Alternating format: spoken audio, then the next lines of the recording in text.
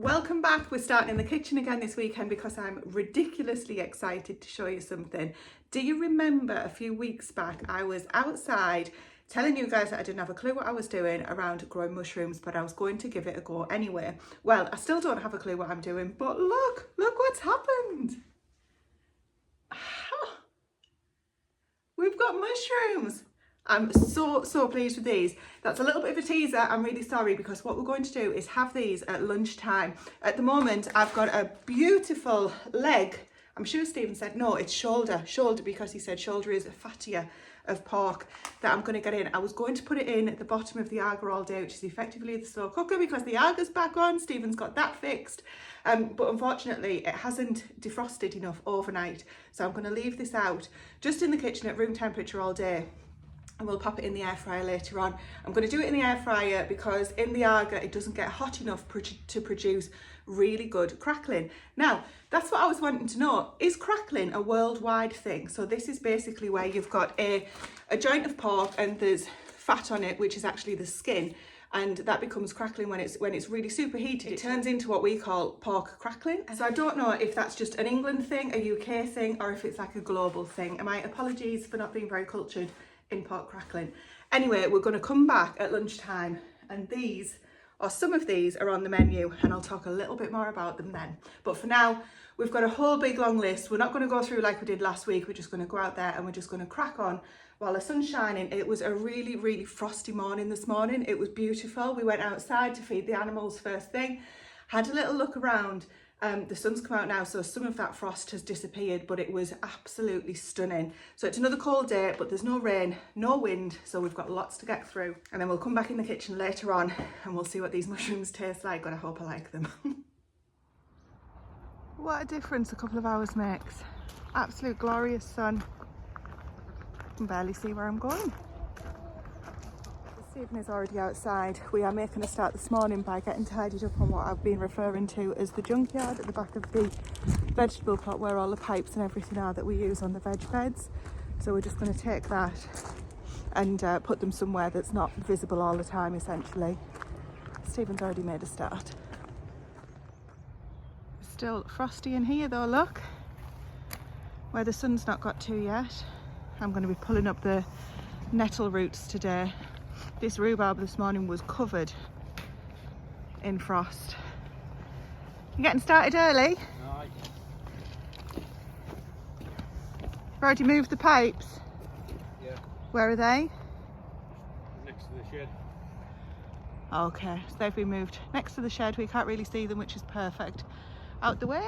It's like Tracy said, we're just getting tidied up a bit in here. Finally getting rid of all this, well, useful junk, if you like. So previously we've had chickens in here and ducks in here, and it's been handy to keep little separate patches of ducks that we've had and chickens out the way. So we're going to take all this down. We've got another place for it. It's going to go back to where the old shed is, down in the little wooded area, and we're just going to create a pen for the old chickens so that we can move the others around, separate them out. Everything's just moving around all over, so just get on with that. Might take an hour, get rid of it.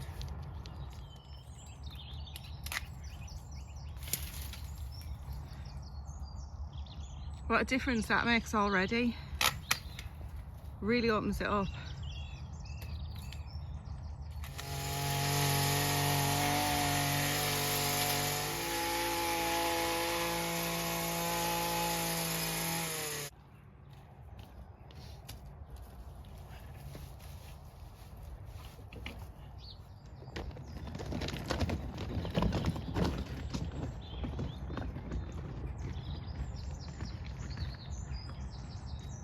Well, that was a good hour and a half spent. As you can see, we've made a nice usable space. We don't know what we're going to do with it yet. We've just been talking while we've been going on. We think maybe to put a bench in here or something so we can sit and look down across the veg plot.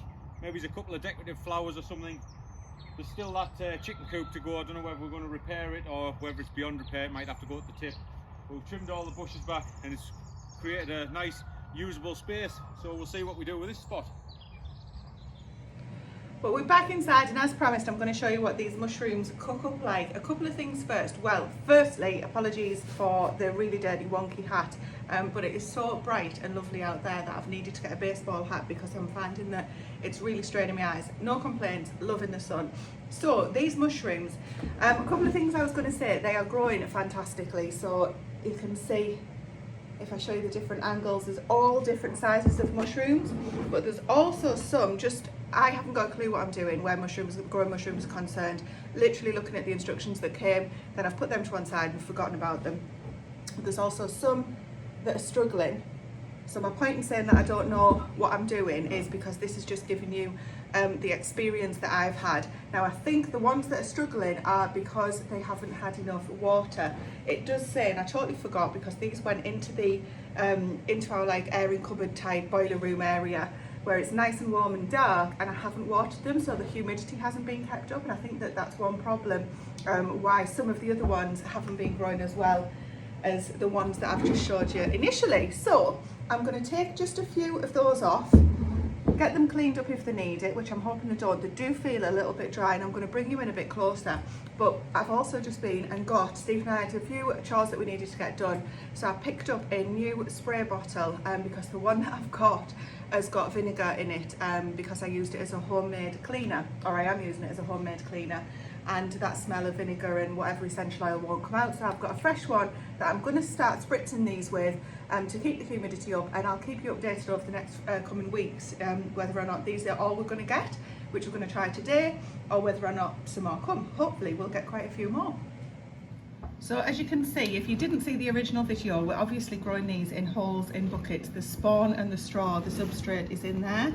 So I think what I'm going to do is just take a couple of these guys here. They should get quite a bit bigger, I think, for oyster mushrooms. But can you see that one? It's clearly dry. So I think that that's definitely what the problem is.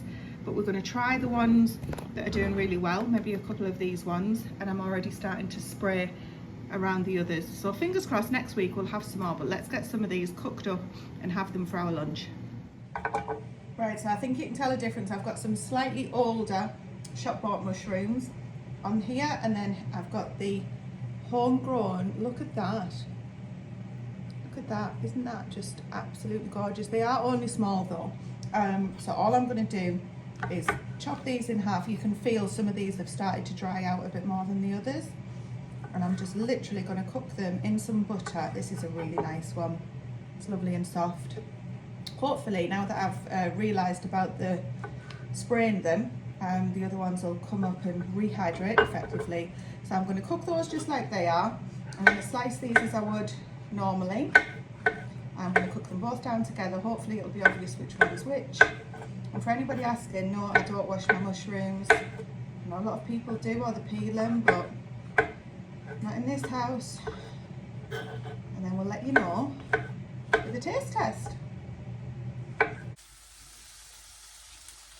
Right, there's just me trying one because Stephen's taste buds are non-existent, to be quite honest with you. I don't know if that's a reflection of my cooking or or his taste buds. This is just a normal mushroom, so as I said, I've cooked both.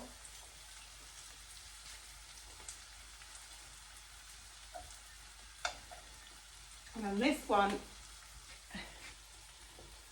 this is the blue oyster, cooked exactly the same.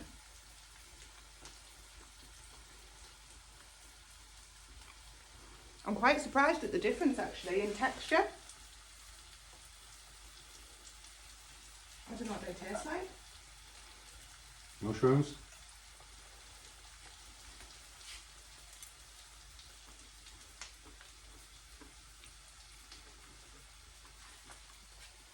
So they're really chewy. That sounds so negative, doesn't it? They're really nice, which is the first thing. I'm really pleased about that. Better get these off here actually before they burn. So there's the blue oyster and there's the regular, just regular shop bought mushrooms. Really tasty. They're a lot more meaty. Oh, causing it, hang on. Left one behind. They're a lot more meaty than the regular mushrooms. They're quite chewy. I can see why people use them as a replacement for meat, but I'm really pleased with that actually. It took me by surprise. Good. back outside, same day, different hat. So whilst I was in there with those mushrooms, which by the way, I feel like I need to say, absolutely, the flavour from the homegrown mushrooms, it was so different to the shop bought. It was really, really tasty. I never know how to react when it makes me laugh, because we watch Simple Live in Alaska, as I think some of you guys do. And when you see how enthusiastic Eric is over his food, it always makes me really conscious that, you know, we're not as enthusiastic, and it's a case of, yeah, it's all right. Anyway, really pleased with how they tasted. The texture was so different. It was like almost chewy, but not in a negative way. So definitely be doing more of those. Need to work out if it's cost effective, how many batches of mushrooms you'll get from the one cost effectively. And even Stephen said, after he'd had the shop bought ones, after we'd had the homegrown ones, what did you say about the shop bought ones? They were bland. So there you go. If Stephen can taste the difference, then must be a good thing. Anyway, this is what Stephen's been working on whilst I've been doing the mushrooms. Right, so we're trying to figure out how to put a path in here. Originally we were going to end it here, but now we've decided to put one all the way to that gate. So I laid all these sleepers out because I was going to build it out with sleepers first, but I'm going to have to cut all the membrane, fold it all back, dig them all in, and that's just going to be a nightmare. So what we've decided to do is use all these bits of boulders and that we've got loads of these lying about all over the place. So I think we'll collect them up, and that'll tidy where they're laying all over, and we'll lay them out in a nice curved path from here, and then we'll fill the centre in with the gravel that we've just got. And if it looks rubbish, we can easily just take them up and start again. There's actually a story to those boulders.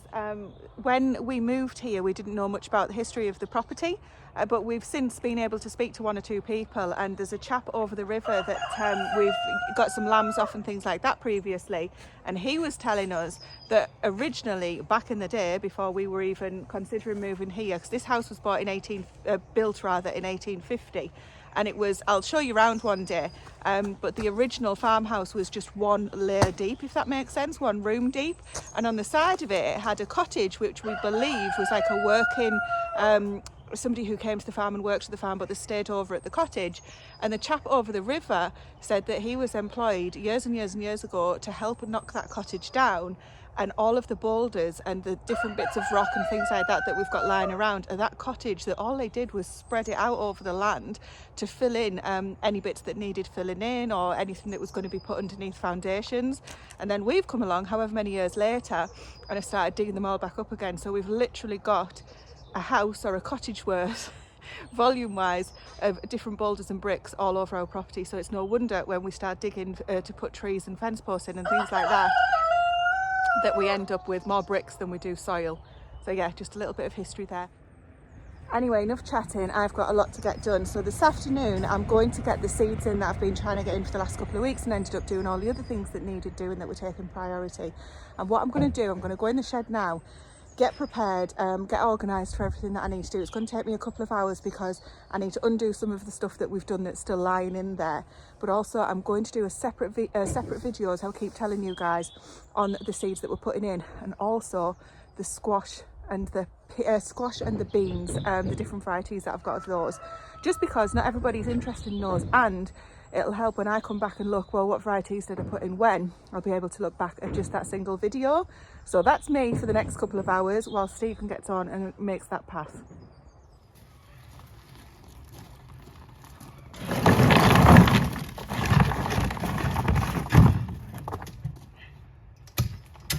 Ooh, right, that's the first lot collected up. So see if we can get the old creative juices flowing and see what we can do.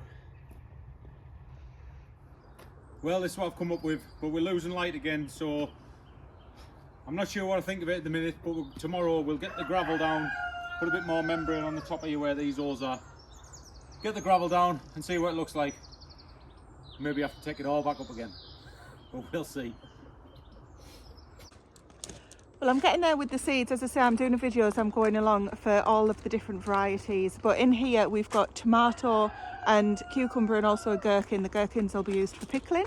So I'm going to take these in the house before I forget, because I'm notorious for doing that and then having to re-sow them. I'm going to give them a water. These are germinating in the house. The brassicas I've also sown. I've put loads of variety of kale in.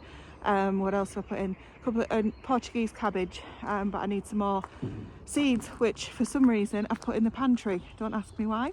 Anyway, I'm going to go and take these in, give them water, and then get those set in the heat in the house. Well, it's done, Sunday, and what do you think? I think it's turned out pretty well, and it's just as well because I'm not digging all this back up. So we had friends over this morning, and luckily he gave us a hand, my mate, pumping 2 ton of this gravel off the back of the van. So we got all this gravelled, and I think it's to ignore the rest of the bomb site because that's a work in progress, but I think this has turned out spot on. So now I've got this down and I'm pleased with it. I can just forget it and get on to other jobs. So another job I got done this morning was just over here in the compost heaps. Just made 4 panels for them, like I said, so when they get higher we can now stack them as high as we like, and then they'll go down. I've meshed this from the inside so it'll push against that and the mesh won't come off, and it'll also let all the rain out and everything, and we'll just see how they go. I was going to make them solid panels, but I ran out of wood, so that's why I've used the mesh. But I think they'll be all right. Fill them up, keep transferring them over, mixing them about a bit, and we should get some decent compost out of them for the gardens. I think it'll be fascinating to see how the compost turns into compost as well, using that mesh. If it was all solid you wouldn't be able to see it, so good decision, yeah, Stephen. That's why I did it. So last week we had a couple of trees. If you'd have seen the last week's video of what we needed planting, we didn't actually get them done. So we're going to get them in now. I'm going to shift a load of these sleepers around to see what we're going to do with them. It just never ends. You love it, really. Right. Well, that's the last of those 2 trees in now, so these are now in their forever home. This one behind me here is a Discovery apple tree, which we got as part of quite a collection that we got a good few years ago, and it was the nicest tasting eating apple tree, and it was quite an early one as well, which is important round here because obviously we don't have as long a growing season as down south, for example. So that's the Discovery apple tree, and then if I turn around without making everybody dizzy, behind me here is the Victoria plum tree. We got these both on the root stocks that grow about 2.5 meters high, so they should make for easy picking, or at least we won't end up having to climb up a ladder too high to get them, and that should be good future proofing as well. Another job that we got done this morning was all the old Harris fencing that we took up from the veg plot to tidy that area up. We brought down this wooded area where we used to have the chickens in this shed, but the sheep have been using it over the winter, so we're going to turn it back into a chicken shed for the old chickens for the summer, well, spring, summer. So we've just Harris fenced they've given a pretty big area to run about in, and hopefully it'll keep them locked down this area because we don't want them crossbreeding with our rare breed hens because they're going to get separated up. So I've just got to put the new perch back up, give it a quick clean out, and then this will be ideal, ready for them to come down when we're ready. So another job ticked off the list. Now another upgrade that we're looking to do, as well as the area that Stephen's been working on and upgrading the pathway etc over there, is to the side of the chicken shed that Stephen's just been stood in. Now previously, in previous years, this has been how the chickens have got in and out of the shed, and it's a manual job to come down, to open it up, to make sure that it's got something on it so that it stays open all day, come back down later on in the evening and close it once all the chickens are in. Now a few months ago we had very kindly got sent an automatic opener from English Country Life, so they're doing some work with Brinsea, and I think they've got a shop front as well, which is really worth a check out. And they very kindly sent us an automatic opener, as I say. So we wanted to use that straight away, but unfortunately the barn setup that we've got for the openers, it wasn't going to be any good for in there. So we thought, I know, we've got the spring project of the shed, we're going to use it then because it's going to be absolutely perfect. So Stephen's going to upgrade this opener with the automatic one, and we'll show you how it goes and let you know what we think of it. While I was down here this morning putting all the Harris fences up, I came in the shed just to have a look what was going on in here.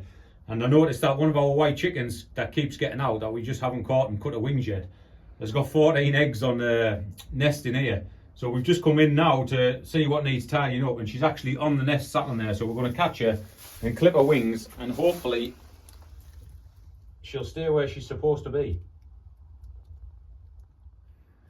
Gotcha. Hopefully that'll be the last time you'll be down here, until you're allowed down here. She's a prolific egg layer though. Look at our load.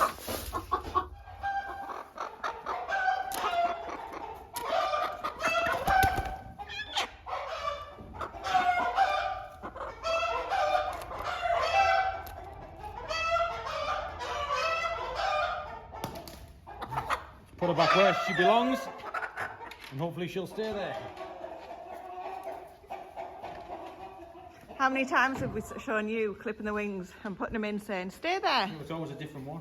I've said before, but just in case you've missed it, when you clip the wings, it doesn't hurt them. But as Stephen says, those white chickens are leghorns and they are super flighty, high maintenance birds. They'll have a fit about anything. So that wasn't hurting her. She just didn't want to be getting carried. I'm going round to see if she's got out already because my bets are on the chicken.